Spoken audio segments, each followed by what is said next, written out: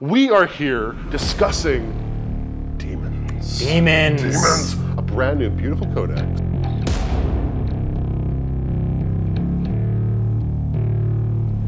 Been a long time coming, and Daemons have kind of been, they've vacillated through the meta. They've never really been crazy top tier. They've had some angles, like you can just play all greater demons. Demon Monster Mash, the greater demons for days. Until, of course, Be'lakor. Be'lakor came running along, and then all of a sudden it was Be'lakor for a little bit, but then they took that away for a little bit. They didn't like Be'lakor for a little while. But now they kind of brought some of that back. Is he back? I think he's back. One thing we do note for the two lists we just talked about, only one greater demon per detachment. However, they're so expensive, you can't really play more. Like, they're getting pretty expensive now. And a greater demon is now rolling around with 20 wounds. So that is a greater demon, folks. And no changing the save. So right off the hop, demonic now confers a demonic save, which is a big change from anything that's happened in the game of Warhammer 40,000. It's very unique, yeah. They have two save profiles. They have a shooting profile and they have a close combat profile. And most of the units, they're different when one way or the other. For example, Zech, a little bit better when they're getting shot at. Once you get them in combat, they're not so good. It's not an armor save, it's not an invulnerable save, so anything that modifies either of those things or gives them a buff doesn't work. So cover doesn't help because they don't actually have any armor save whatsoever. No. But they have a flat save that never is changed. No modifications. That means that demons actually have become really tough on a lot of fronts because you're talking about, for Zech, an unmodified 3 to save versus all the melta and laser cannons you care to shoot at them. All the shooting in the world. To boot, there's a lot of access to -1 to hit in this book as well. There's a tremendous amount of -1 to hit. So the resilience of this book may have just... Hopefully that's going to get them across the battlefield, get them into combat. They are fairly hand-to-hand oriented, except for Zech, obviously. The next thing to talk about is the manifestation rules. So right off the hop, it gives you the ability to deep strike anything in the book. Free deep strike across the board. That's a huge versatility tool. It's big. Especially when you're talking about a SoulGrinder, or a greater demon, or Be'lakor himself. Be'lakor himself. Even if you're playing outside of the book. There's more than just everything can deep strike. Right. There's little ways to make your deep strike better. If you're deep striking in your deployment zone, you can deep strike 3 inches away from your opponent. Now you can't charge after that, right? Of course you can charge after that. Oh, really? So your deployment zone on turn 2 and turn 3 becomes a very dangerous spot for your opponent to be in. Meaning that you can respond to somebody incurring on your deployment zone very easily if you have things in reserve. Yes, which you almost certainly will when everything's free. Certainly can. I'm not a huge fan of reserve rules, mainly because I end up with having models off the table that I need on the table. On the table. So having them off the table first round can be a big problem if you're talking about a fast army that can get out and box you in your deployment zone. Or if you have things that really need to find holes in someone's deployment zone, and if there just aren't any, then you've got a problem. So there's going to be a balance between finding what is enough to deep strike versus too much. Yes, it's not those old rules where half of your army had to. Now it's half of your army can. Right. Which is great, because you have the option to. Right. If you stare across the table and you see nothing, you don't want to have anything to do with that army on turn 1 and hide all the good stuff. Hide all the good stuff. So all your elites, all the stuff that you really want to deal the killing blows to the enemy, you can put off the map and wait till later. And there's another part of manifestations as well, which is the middle part of the board. Not your deployment, not your opponents, right down the middle. Okay, so basically outside of either deployment zone, no man's land. Yes, yeah, no man's land. What happens there? You can deep strike there freely, as most people could. Instead of having 9 inches away from your opponent be the rule, it's your opponent's leadership characteristic is the amount of inches that you can deep strike away from them. So basically, instead of it being a 9-inch aura from all enemy models, it's now a leadership distance aura from enemy. A leadership or 9. There's another rule built into the demon whole book. Everybody gets it. It's ubiquitous. Demonic terror. Now this is an aura that extends from every one of your demons. I believe it's 6 inches? 6-inch aura from every demon unit. And what does it do?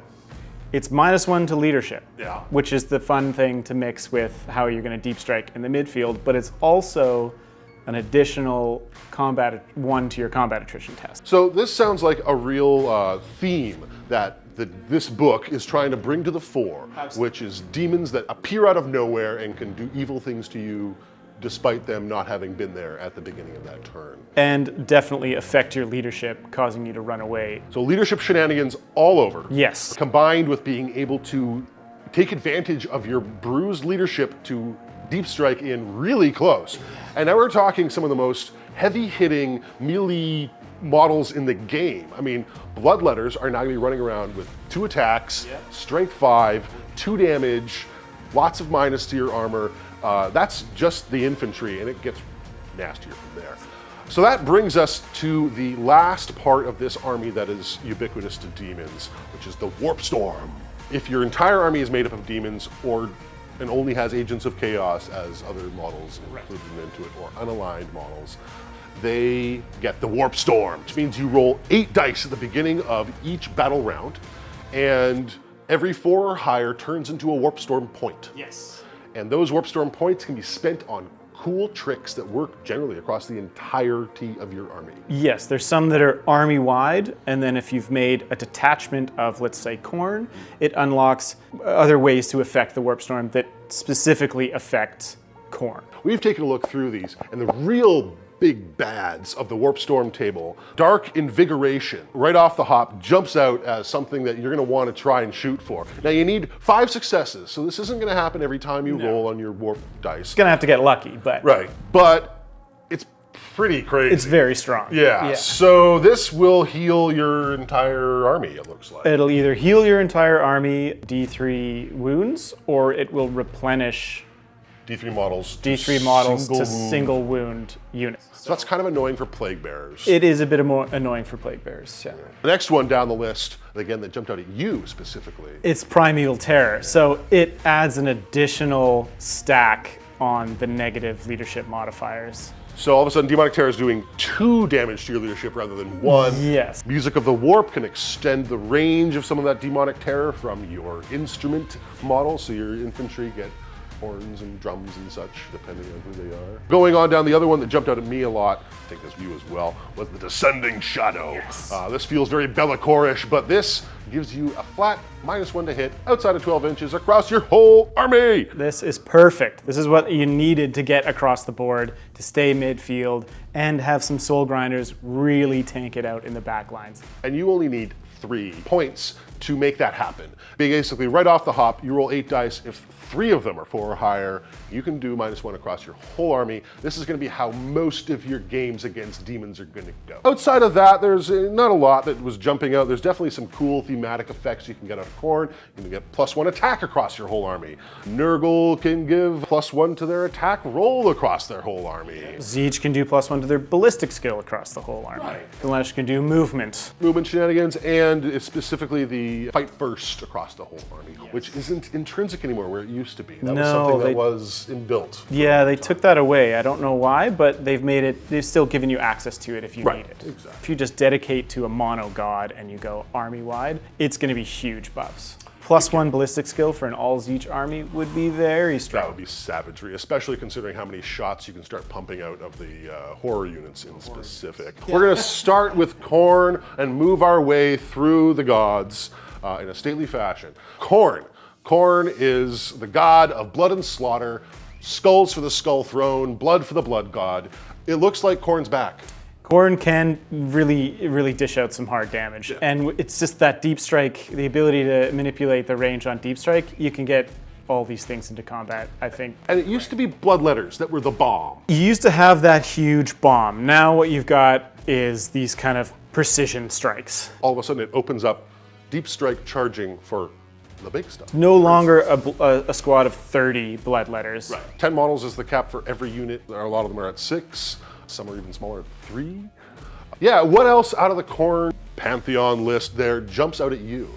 Bloodthirsters. The Bloodthirsters. They the jump big out boys. big time. Yeah. They've got ways to stack on a relic, a warlord trait, and then an exalted bonus, which there's 3 of them, and each one of them is fantastic.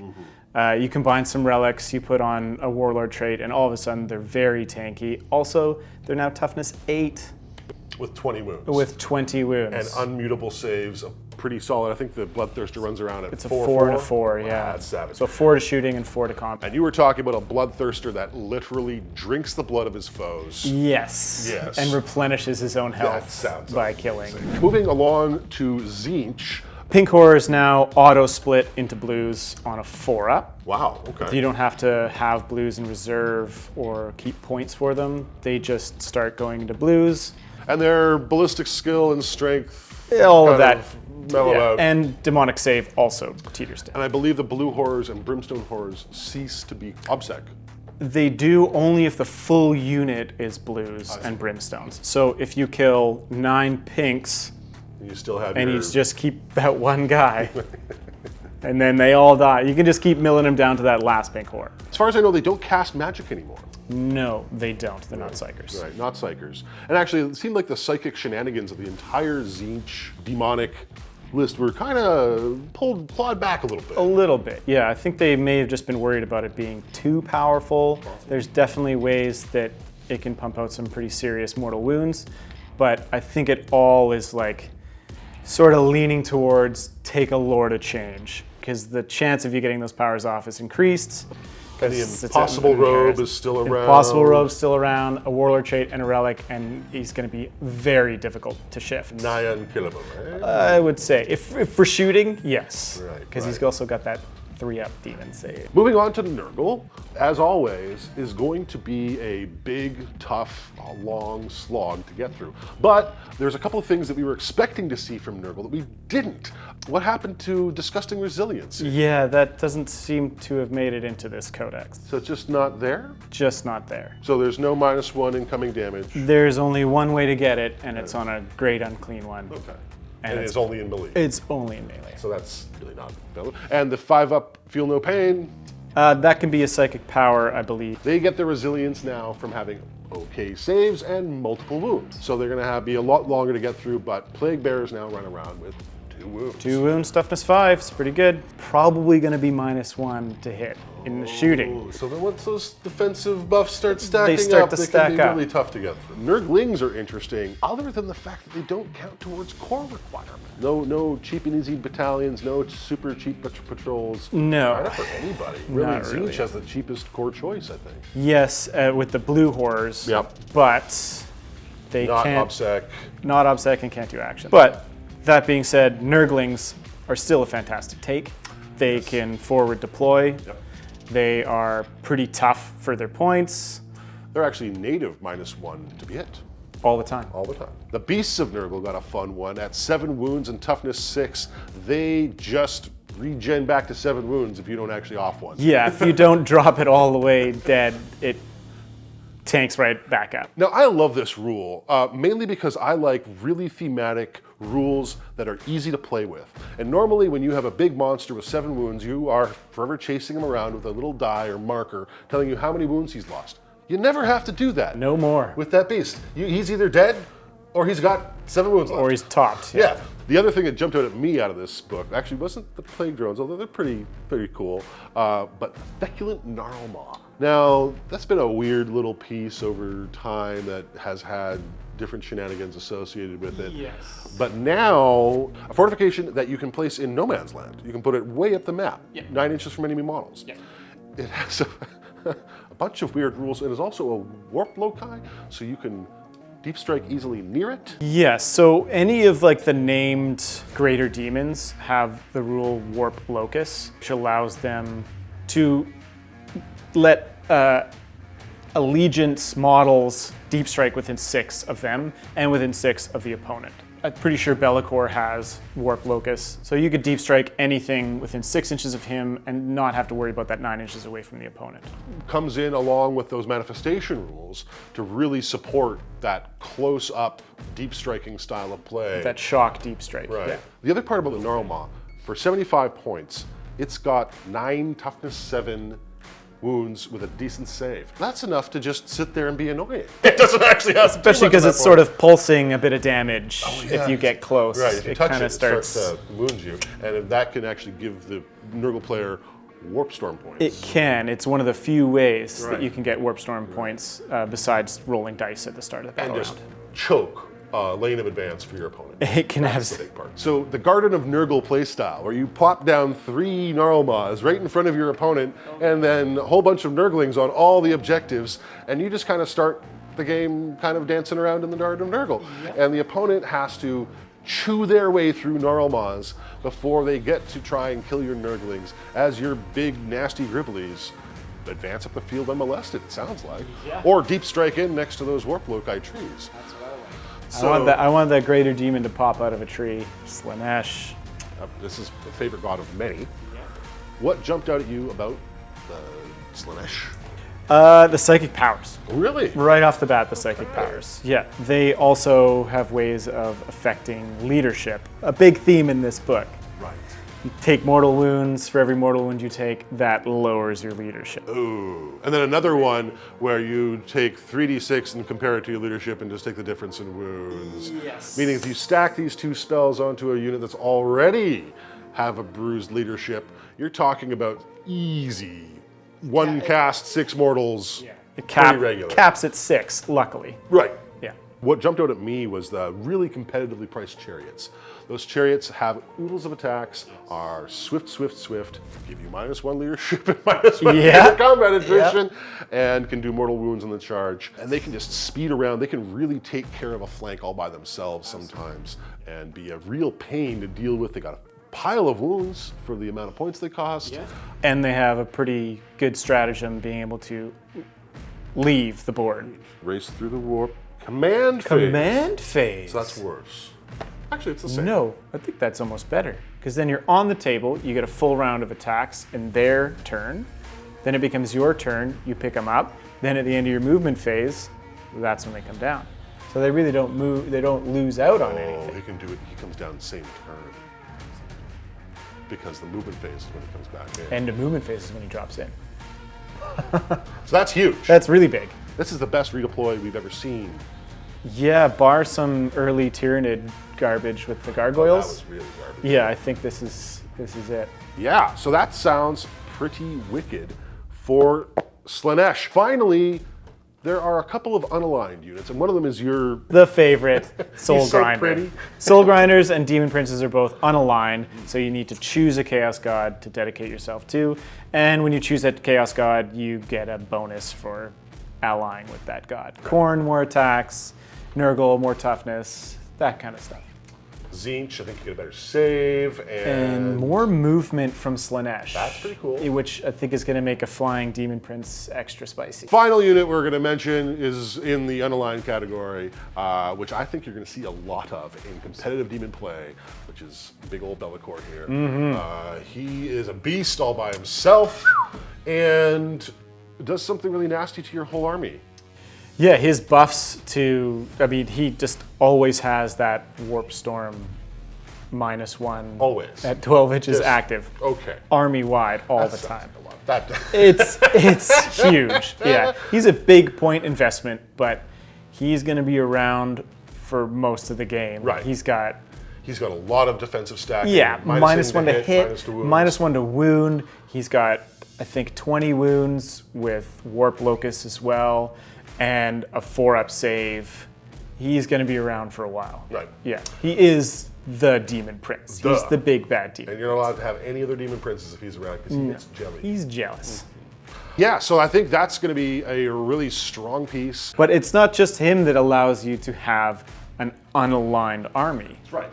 It appears that you can just build your army in any way you want. You don't have to focus on a particular god when you're making your detachment, unless you want to have the bonuses from that particular god and use them from the Warp Storm table. Yeah. So it kind of unlocks a bit more Warp Storm action if you dedicate one detachment to a specific god. So if you need that god-specific stuff, you might want to hedge your bets that way. But otherwise, you can take a little bit of this, a little bit of that, and find the really cruel, horrific matchups that are going to destroy all of the opponents that try and keep us from breaking into reality. Bring the fear!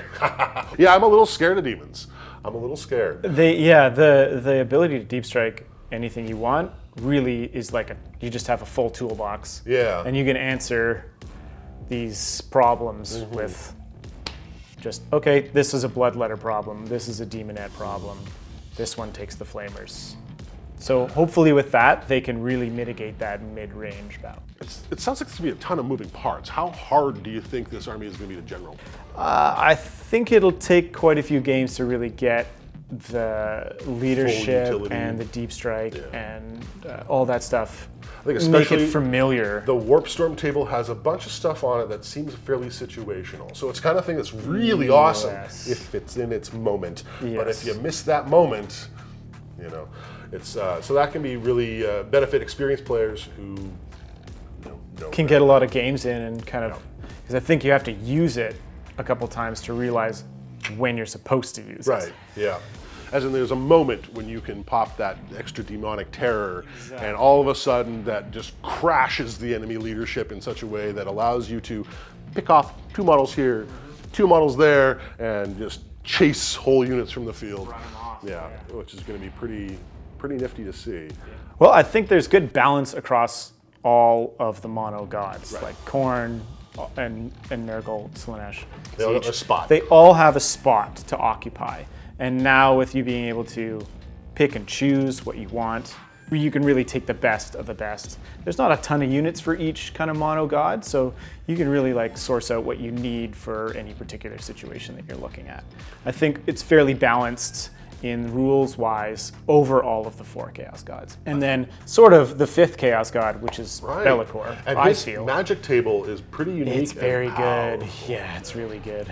So overall, like, thumbs up, thumbs down, I give it a thumbs up. Where are we going? I give it a thumbs up. No, just one? I'll give it 2 thumbs up. Wow, 2 whole thumbs up? I'll give it 2 whole thumbs up. Wow. But I need to be playing some games with this. Okay. To really give it the confirmation. Let's make that happen. We got a lot of demons here. Are you challenging me? Oh, well, always. Let's go. Just play this guy. Okay. I think I got some word bearers over there. Let's do this. Well, perfect. A pleasure. Thank you so much for coming in and talking always. Warhammer and demons and all sorts of cool toys. But I think that's it for us today. And until we see you next time, play on. Play on.